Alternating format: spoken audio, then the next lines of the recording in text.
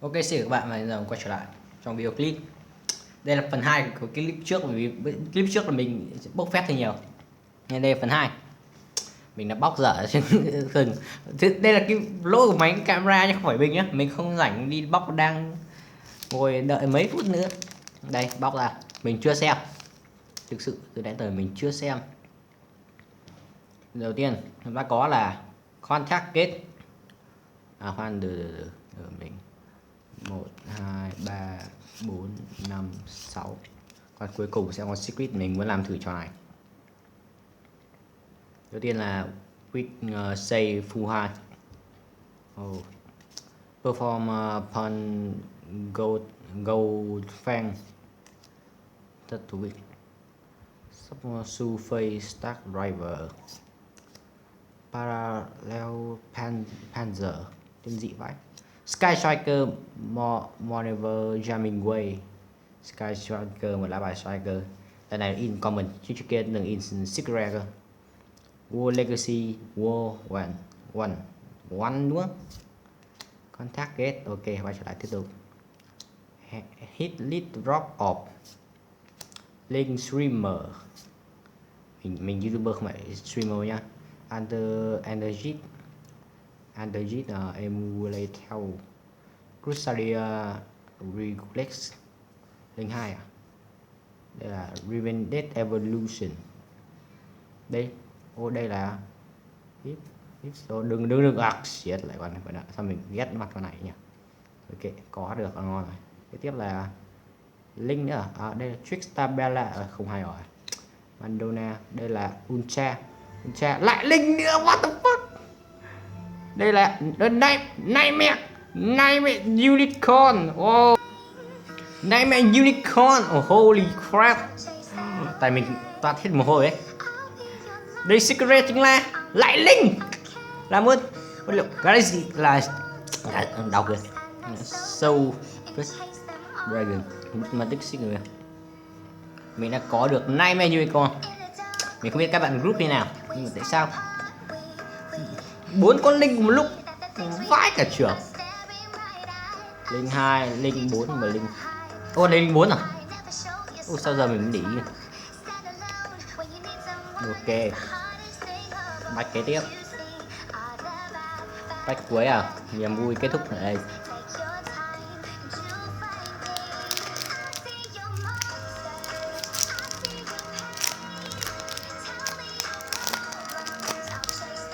An điện.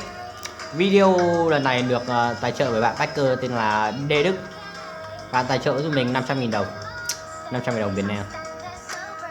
Là cả bạn. Rocky Thang Honor.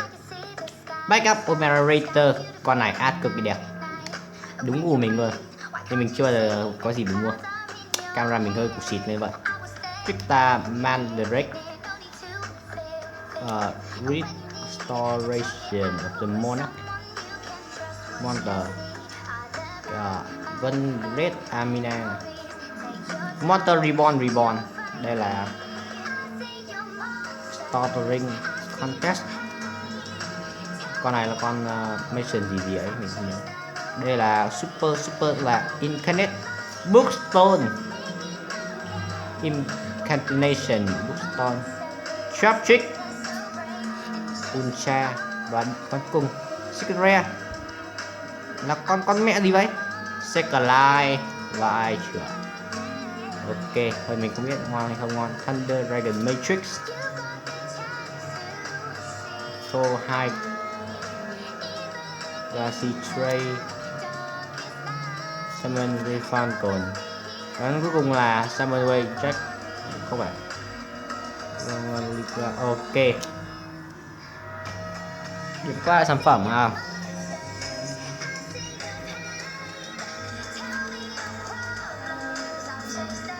Có Secret Rare.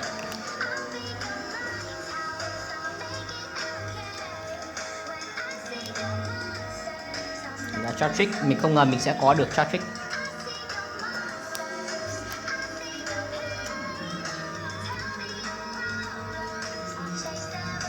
Dùng điểm qua các lá bài Secret Rare của mình.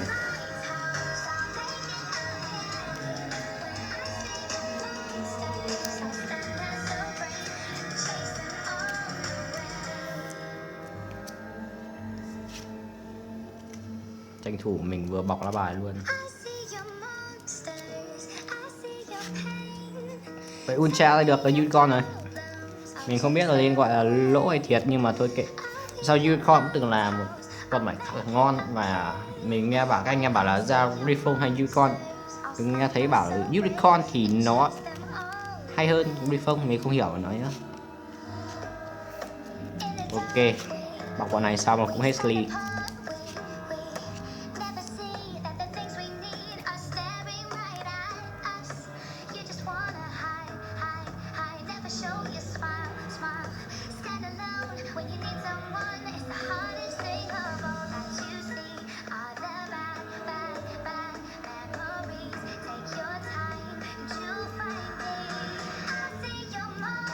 Ra điểm qua lại tất cả lá bài foil mà chúng ta có được. Lần đầu cái sập common mình, sập common mình thì nó cũng lên tầm một deck đuổi mà úp vào và bán cho các bạn. Ở đây là rare cái ước, con này thì không ai ước thế nào. Xong đây là Mandona Rainbow, Duality Chimera, Incantation Bookstone, Sky Striker Mecha Window Control, Nightmare Mermaid Unicorn, Dropkick Loli, Galaxy Eye Soul Fate Dragon, Sekalai, Sky Striker A Hayate, Eliezer Legendary Defender, Palladium Oracle Mana, Dimension Shifter, The Wind Dragon Raw, Slide for Sky Dragon. Và đấy là kết thúc bài review của mình về hộp sản phẩm Yu-Gi-Oh! Mega Teen 2019. Vâng, rất các bạn quan tâm theo dõi và xin chào và hẹn gặp lại bạn trong video clip tiếp theo.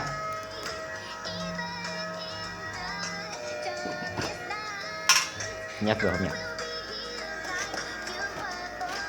Nhắc vừa được nên bạn hoàn toàn thể rồi, nếu mà mình bọc thêm sleeve thì nó nhất vừa được, nó vẫn nhất vừa được nha. Cho nên cho bạn nào bạn hoàn toàn thể đựng này, nó bảo vệ các bạn cực kỳ tốt,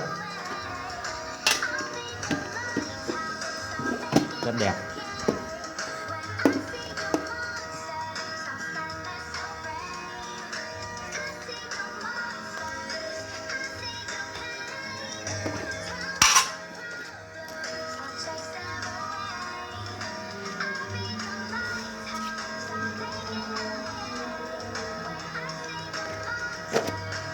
Cứ tạm thời bỏ đây.